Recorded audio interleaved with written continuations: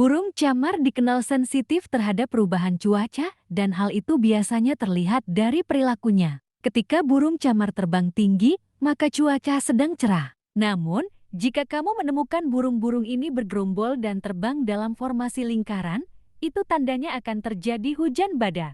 Burung camar punya karakter cerdas, banyak akal, dan penuh rasa ingin tahu. Hal ini ditunjukkan dengan kemampuan komunikasinya yang kompleks dan dianggap sangat maju. Kebiasaan bergerombol burung ini biasa dilakukan ketika ingin menyerang predator atau musuhnya.